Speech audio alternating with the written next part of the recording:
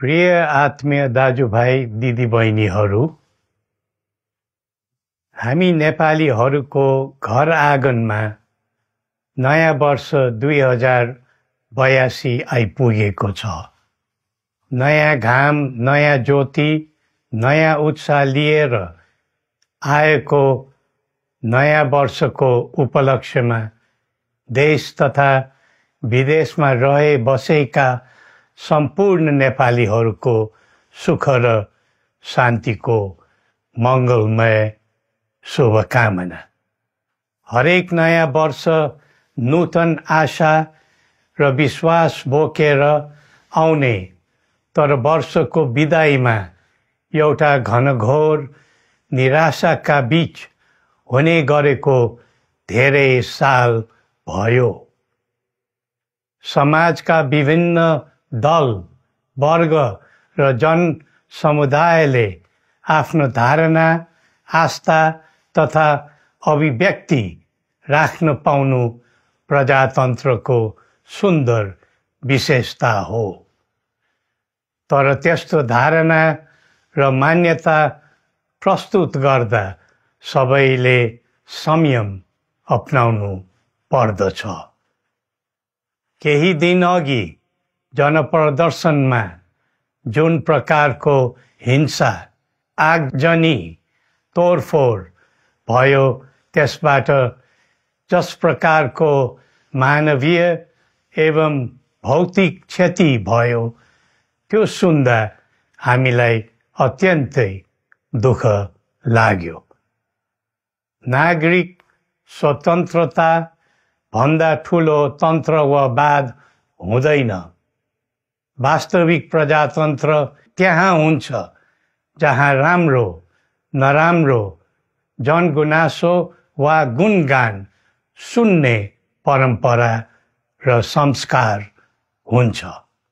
नेपाली जनतामा देश र भविष्यलाई लिएर जुन खालको जागरुकता पैदा भएको छ, त्यसलाई हामीले सकारात्मक रूपमा लिएका छौँ।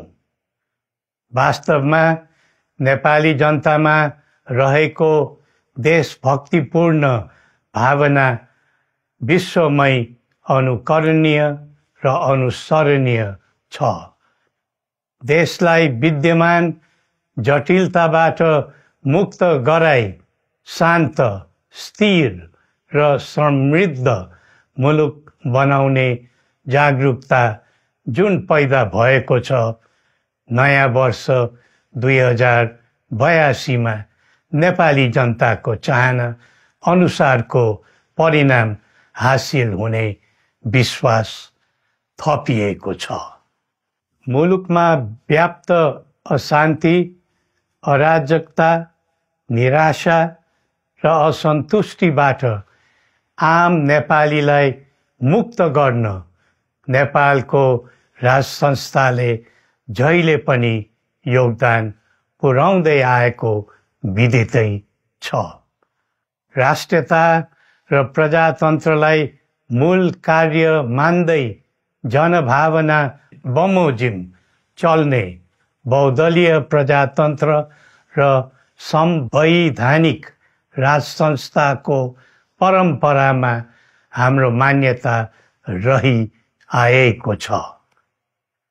वर्तमानमा बदलिँदो जनचाहनाको पनि कदर गरी राज्य शक्तिको स्रोत जनता नै हुन् भन्ने मन्जुरी सदैव स्थापित हुनु पर्दछ। राष्ट्र निर्माता श्री 5 बरामहाराज धीराजको दिव्य उपदेशलाई नै अबको राज्य सत्ताको मूल मन्त्र सोच्नुमा के होला? सन्तुलित कूटनैतिक सम्बन्ध र आत्मनिर्भर नेपालको परिकल्पना नै पृथ्वी पथको मूल सार हो। यही नै राजनीतिको मूलधार हुनु पर्ने हो। विश्वको बदलिँदो परिस्थितिलाई मनन गर्दै विश्वव्यापीकरण र स्वतन्त्र व्यापारका आधारहरूलाई चुनौतीको रूपमा लिँदै चरम आर्थिक मन्दी भोग्नु परिरहेको अहिलेको सन्दर्भमा नेपाल जस्ता विकासोन्मुख देशले आत्मनिर्भर अर्थतन्त्र निर्माणको कार्यमा अर्जुन दृष्टि लगाउनु पर्ने समय आएको छ। स्वदेशी स्रोत साधनको प्रयोगले स्वदेशमै उत्पादन गरी स्वदेशमै खपत गर्दै आन्तरिक अर्थतन्त्रको चक्रभित्रबाटै मुलुकको समग्र अर्थतन्त्र आत्मनिर्भर र चलायमान गराउनु पर्ने विश्व परिवेश निर्माण हुँदैछ भन्ने सङ्केतहरू देखा परिरहेका छन्। विश्वकै उत्कृष्ट यो भूमिमा बाँच्न समेत गाह्रो हुने स्थिति पैदा भएपछि बढ्दो युवा पलायनलाई रोकी युवा शक्तिको श्रम र सिपलाई स्वदेशमै उच्च उपयोग गर्नु पर्दछ। युवा स्वरोजगारको निम्ति अवसरहरूको खोजी गरी नेपालमै आय आर्जन गर्न सक्ने वातावरण तयार गर्नुपर्ने आजको पहिलो आवश्यकता बनेको छ। सबै नेपालीको तन, मन र ध्यान त्यसैमा लगाउनु परेको छ। विश्वभरि छरिरहेका नेपालीहरू एकताका सूत्रमा बाँधिन अब ढिला गर्नु हुँदैन।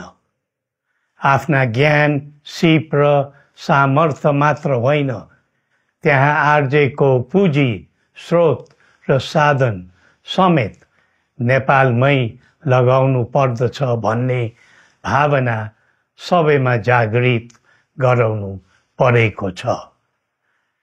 प्रकृतिले दिएको स्वर्ग जस्तै सुन्दर हिमवत् खण्ड नेपाल सिँगार्न र विकासको विपुल फुक्न कसरी लाग्ने र लगाउने स्वदेश फर्क स्वदेश नै स्वर्ग भन्ने अभियान चलाउनु पर्ने आजको आवश्यकता भएको छ। जनभावना र चाहना बुझी मुलुकको समग्र संरचनामा नै हेरफेर र सुधारका कदम चाल्नुपर्ने तथ्य स्पष्ट देखिन्छ। शिक्षा, स्वास्थ्य र दैनिक कामकाजका पद्धति र प्रणालीहरूमा आमूल परिवर्तन र सुधार गरी यिनको आधुनिकीकरण अनिवार्य भइसकेको छ। युग प्रविधिको हो, सावधानीपूर्वक उपयोग गर्नु सकेमा राष्ट्रको योगदानमा ठुलो टेवा पुग्न सक्नेछ। सुशासन र भ्रष्टाचार मुक्त प्रशासन मूल नारा हुनु पर्दछ। हामी अस्थिरता, अशान्ति, अराजकता, विपन्नता र भ्रष्टाचारको अन्त्य चाहन्छौँ।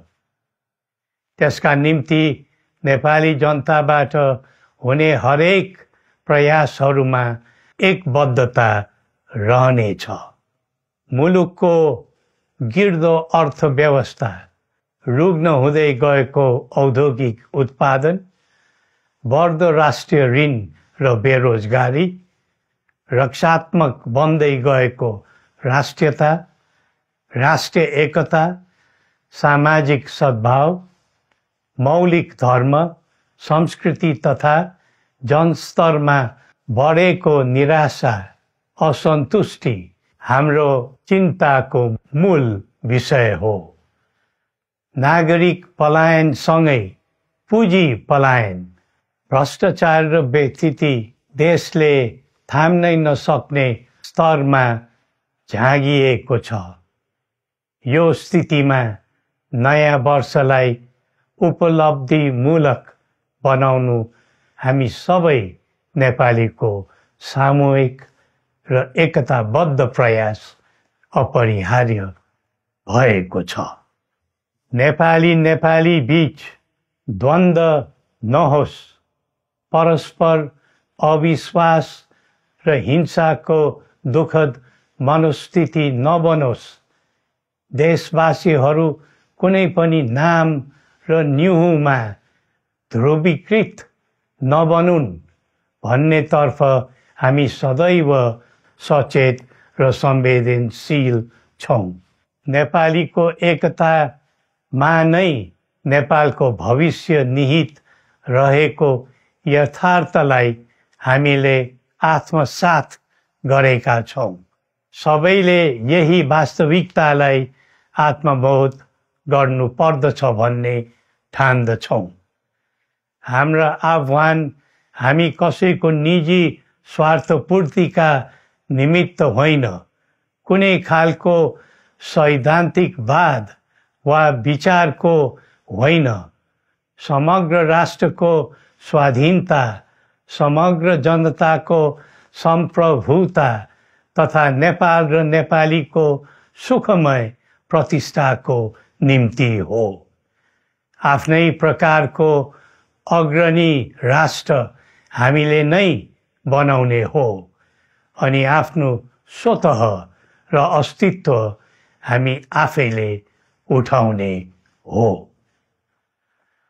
संसार धेरै अघि बढिसक्यो, तर हामी यो वा त्यो वादको चक्रव्यूहमा फँसेका छौँ। नेपाल आमालाई केन्द्रमा राखेर हाम्रा विचार बन्नुपर्छ, हाम्रा कदम चल्नुपर्छ। हरेक समस्याको समाधान संवाद, सहमति, समन्वयन र सहकार्यबाट हुन सक्छ। आगामी वर्ष नेपाली इतिहासको स्मरणीय र सुनौलो सम्झना बन्नुपर्छ र बनाउनु सकिन्छ भन्ने विश्वास हामीले लिएका छौँ। नयाँ वर्षले नयाँ आशा, उमङ्ग र उत्साह ल्याओस् अनि नेपालीको सुनौलो भविष्यको सुनिश्चितता होस्। श्री पशुपतिनाथले हामी सबैको कल्याण गरून्। जय नेपाल।